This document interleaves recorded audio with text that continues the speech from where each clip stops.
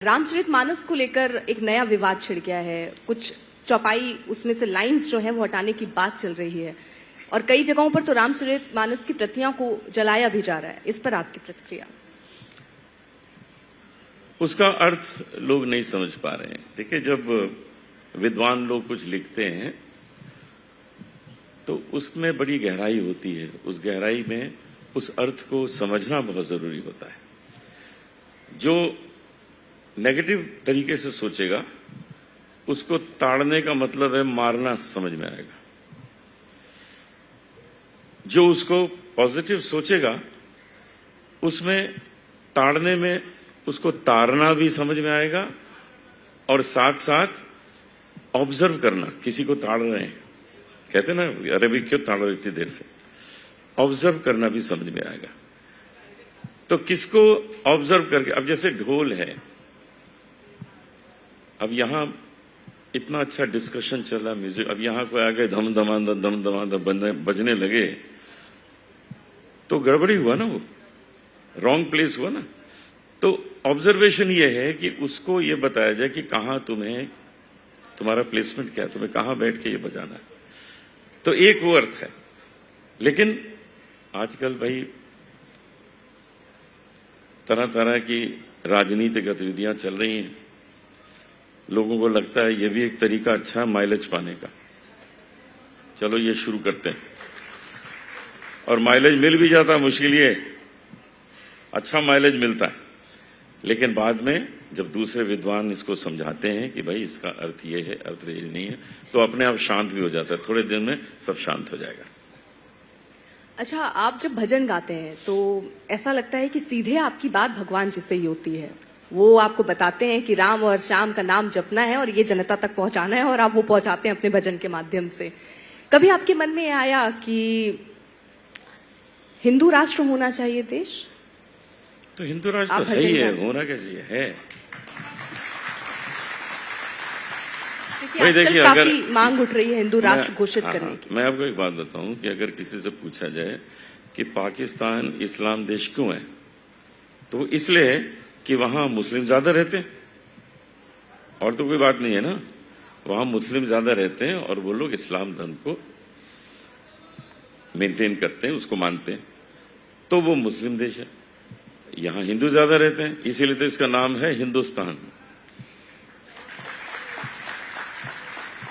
लेकिन ये हिंदुस्तान एक ऐसा देश है, भारत, इंडिया जो भी कह लें, एक ऐसा देश है जहां पर हर एक धर्म को अपने धर्म का सम्मान करना पूरी तरह से स्वतंत्रता से अलाउड है। ऐसे ही अमेरिका में भी है। अरे अमेरिका क्रिश्चियन देश है, वहां भी तो सब अलाउड है। क्या वहां किसी को कोई तकलीफ है? सब जा सकते हैं, गुरुद्वारे सब जा सकते हैं, मस्जिद सब जा सकते हैं, जैनी अपने मंदिर में जाते हैं, किसी को कुछ मना थोड़ी है।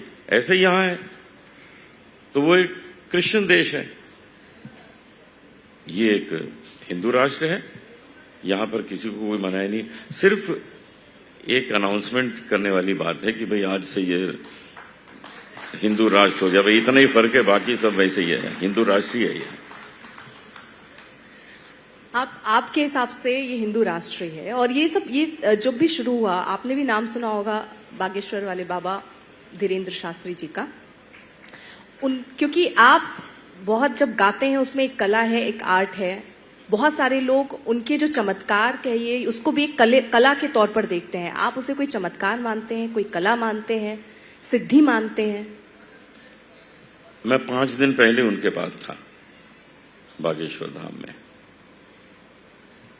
वहां लोगों में जो श्रद्धा है वो देख के बहुत अच्छा लग रहा था कि एक ऐसा व्यक्ति जो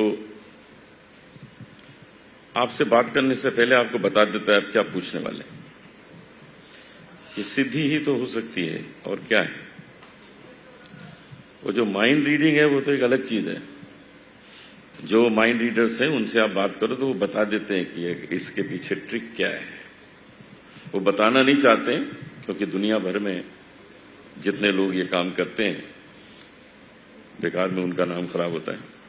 लेकिन जादू नाम की चीज नहीं है, वो छोटा सा ट्रिक है उनका, और साथ ही साथ जो धर्मेंद्र कृष्ण शास्त्री जी करते हैं, धीरेन्द्र कृष्ण शास्त्री जी, उनका कमाल ये है कि वो किसी व्यक्ति को मिलकर उसको देखकर उसके दिल की बात उसके पूछने से पहले बता देते हैं, तो लोगों को एक विश्वास बढ़ता है। साथ ही साथ उनका जो प्रवचन है वो बहुत अच्छा है।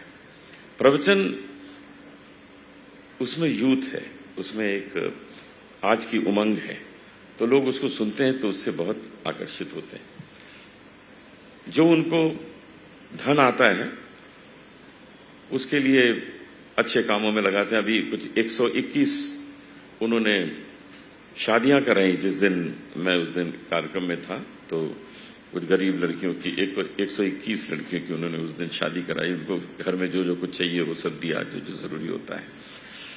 साथ ही साथ अब एक कैंसर हॉस्पिटल उन्होंने अनाउंस कर दिया है कि वो उसको बनाएंगे।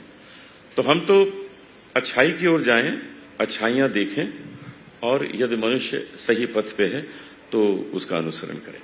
लेकिन उनके ही मंच से कई बार धर्मांतरण भी, क्योंकि एक मुस्लिम बहन वहां पर पहुंची और उन्होंने हिंदू धर्म अपना लिया। उन्होंने उस मंच से धर्मांतरण अगर होता है तो क्या आप उसको भी ठीक मानते हैं?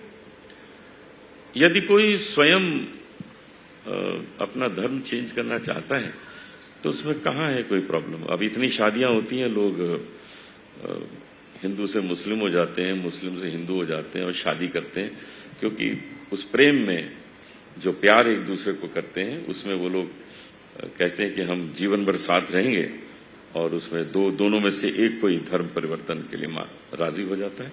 तो यदि स्वयं कोई राजी होता है तो उसमें किसी को दोष तो नहीं दे सकते हम।